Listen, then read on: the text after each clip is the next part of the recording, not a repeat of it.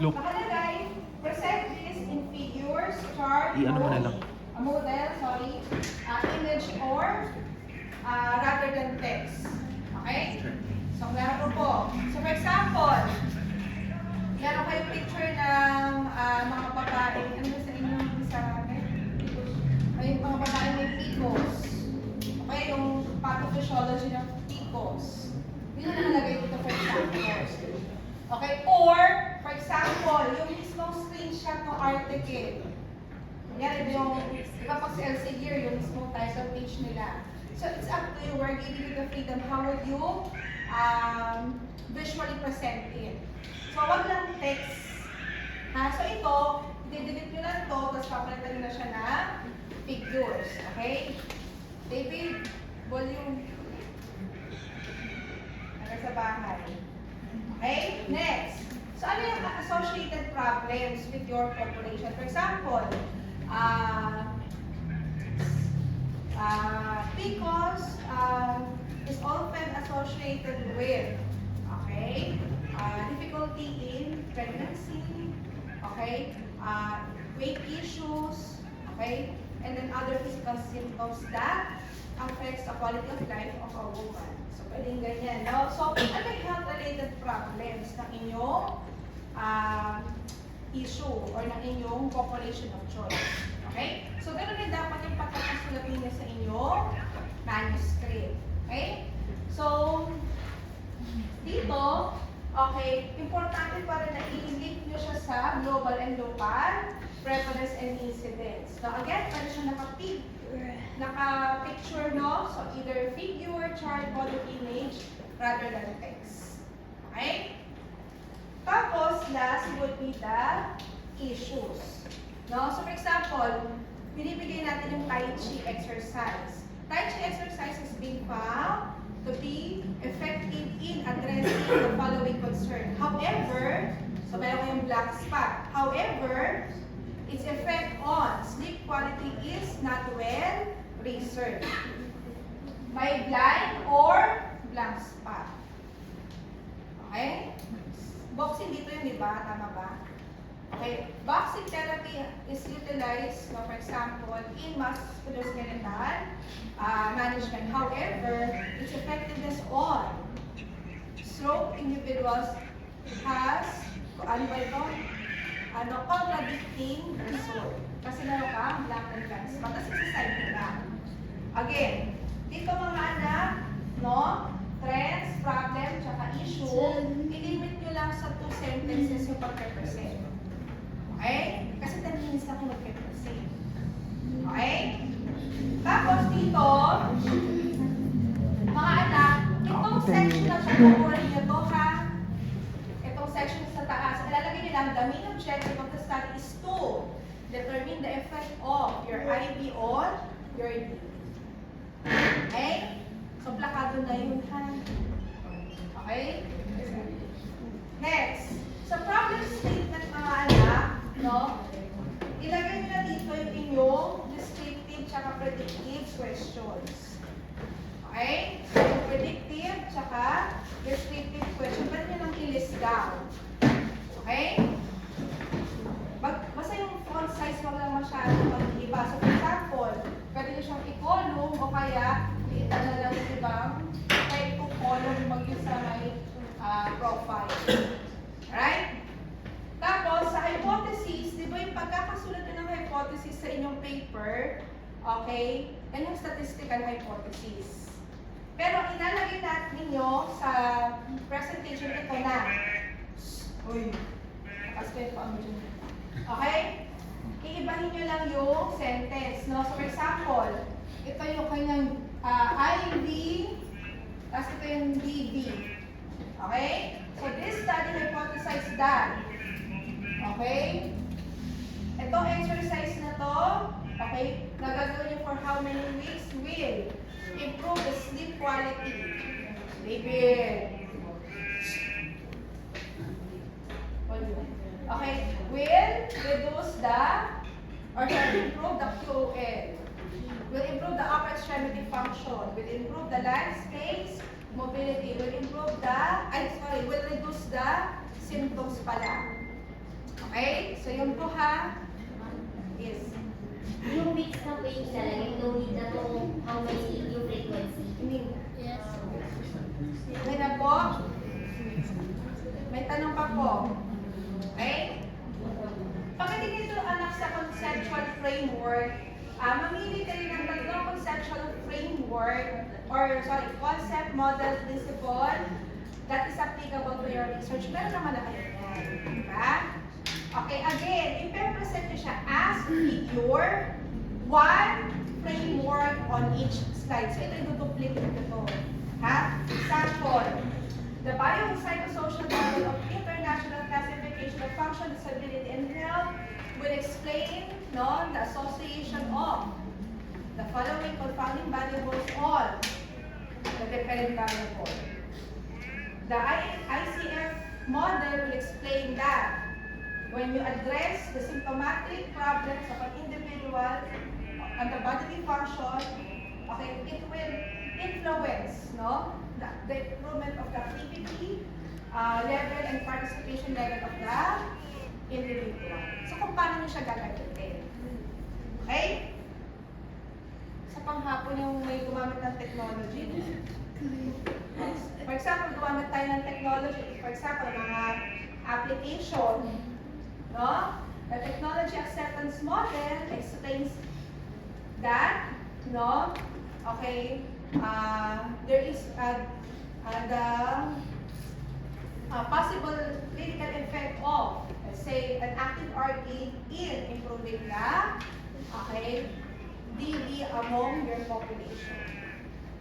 One liner lang anak mga to ha. So explain nyo lang kung ano siya and then ano yung purpose. Huwag na masyadong mahaba. And then your research paradigm. Again, yung picture lang. No need to put your text in. You just say, yung explanation. Okay, pagdating sa methods, okay, this study will utilize a quantitative through experimental research design. According to Carter and Dubinsky, an experimental research design is applicable to address or to evaluate the effect of an intervention on the chosen outcome or the chosen measure or dependent variable. So, sasabihin nyo na lang siya. Okay? Next. Pagdating natin ng site and sampling, so pwede nyo lagyan na lang ng mapa, yung lokal. Kunyari, Valenzuela kayo magpupunta. Kunyari, yung mapa ng Valenzuela, tapos lagyan nyo ng pin. Yung parang sa mga application, yung pin. Kunyari, Kalokatan, Parolas. Okay, a sample size of, let's say, 20 is computed using the... Ay, nainis mo na naman ako. Okay, using the D-power. So, sabihin nyo na yun. And then, proposed sampling will be utilized to gather the sample. Okay. The Microsoft Excel will be used to randomly assign them to experimental and control group. So, for example, yung logo ni G-Power, ilagay nyo. Logo ni Microsoft Excel. Okay, so picture pa, anak ha, masyadong maraming words. Ma'am, yun po sa site po, pwede po yun ma'am, ipito yung location ng barangay or Pwede yung ano ko niya, di Valenzuela, sa kapin lang. sa Valenzuela lang? Kung kuno kayo pag-ganakay. Kung NCR, lagay nyo na yung mapa ng NCR. Okay. Ganun lang siya. Kasi ano lang naman visual representation lang naman ito. Lalagay ko ng barangay. Next. Kung anong... For the instrument mga anak, ilista nyo lang lahat ng instrument. Tapos ang babanggitin nyo lang yung panukat ng inyong dependent variable. For example, these are the instruments that will be used to gather pertinent information from the participants. Let's say the Pittsburgh Sleep Quality Index will be utilized to measure the quality of sleep among the elderly. Okay, the Fugel-Meyer, tama no? Fugel-Meyer kayo, Mr. Santa Ana. Fugel-Meyer, ano yung letter 8? Assessment for the upper extremity will be used to utilize the upper extremity function of the slow patient. Ganun lang. Pagdating dito mga kailangan Pagsuka na talaga ng data depende. collection, ikikwento nyo na yung mangyayari. In a more simpler manner, syempre yung detail, andyan na sa paper. Dito, paitsin nyo lang. For example, a sound thesis proposal will be drafted after a thorough or a comprehensive literature review. This will be presented to a panel of experts for critiquing and improvement. Upon the approval of the thesis proposal, this will be sent to the Institutional Ethics Review Committee of the University. Okay? Upon approval or ethical clearance, pilot testing will commence or will start. Okay. For the performance-based instrument, 2 licensed physical therapists will be employed to check the reliability of the assessor. They will perform all performance-based tests twice, randomly and independently to 5 non-subjects. The physical therapist with an ICC score of 0.08 will be selected as the study's assessor. All paper-based instrument will undergo final testing to check the quality and understandability of the paper or the questionnaire. All interventions from the pilot test subjects or recommendations will be revised accordingly. Okay? So, dito mo dito sa implementation phase. Ano gagawin? Ano ulit yung gagawin? Siyempre, nakapag-pilot test na. Letter 2, the research locale will be sent by di ba yung nakasulat sa papel nyo? By the researcher personally. Upon approval, the researcher will ask, for example, assistance from the barangay health workers to locate the potential participants. An informed consent will be issued to them, okay? And those who consent will undergo all examination. Those who qualified in the inclusion and exclusion criteria will therefore assign to experimental or control group randomly using Microsoft Excel. Okay, tapos explain nyo na yung exercise protocol. Okay? So, ako, sinasuggest kasi kay Sir Justin, kung pwede mag-insert ng video para mas madali. Diba? Para less time. No? And then, for example, the Fugel-Meyer assessment for the upper extremity will be measured every weeks kayo? Every week ba o pre-test post-test? Exactly. Okay. On the third and the 6th week. Okay? So, kailan kayo mag-post test. Okay? So, meron kami ulit nilagay dito na isa pa slide para ma-explain nyo yung inyong implementation part. Okay? Ito yung pwede kong video. Ipapaalam ko na kay Sir Justin. Okay. And then, pagdating dito mga anak, descriptive statistics such as mean, median, mode, and standard deviation will be utilized to summarize the data from the subject. T-test will be used to test the hypothesis or to evaluate the effect of the IV on PV. All statistical tests will be set at less than 0.05, and then the statistical package for social sciences software will be used to analyze the data. Okay? Ito na ko yung isa-isahin. This study will strictly adhere to the basic ethical principles of health research. Hindi nang banggitin sa isa. Okay, tatagal yung oras. No? Okay? The study will also undergo ethical approval at institutional ethics review committee of the Arlington University. Ito na, lahat nyo muna yan.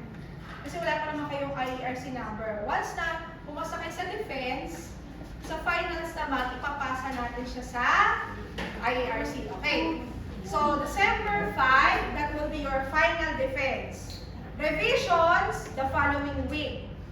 Tapos, submission, exam week. See, dahil sa mga class cancellation, pausok tayo ng pausok. Tapos, dalawang Saturday tayo wala. Kaya, nag-decide na ako mag-make up ng Monday. Kasi kawawa naman yung Valenzuela, yung hometown natin, yung home court natin. No? Okay? Okay? Diba? Kasi may mahuhuli. Online lang.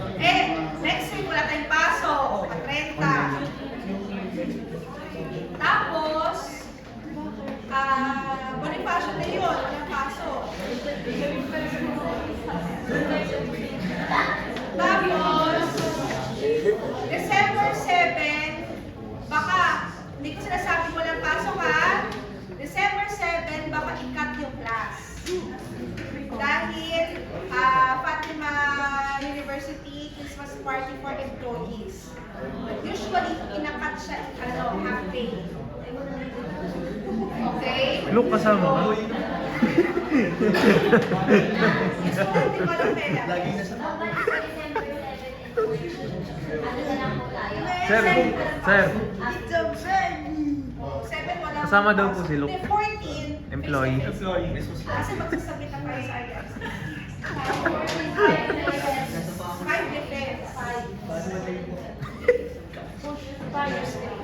Kasi lang, ang original namin plano, December 1. Ang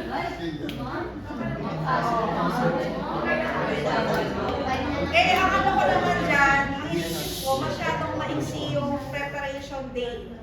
Kasi for example, Quezon City, kahapon, hindi kami inabutan ng cancellation ng Sabado. Ang dala mo cancel sa'yo. Oo.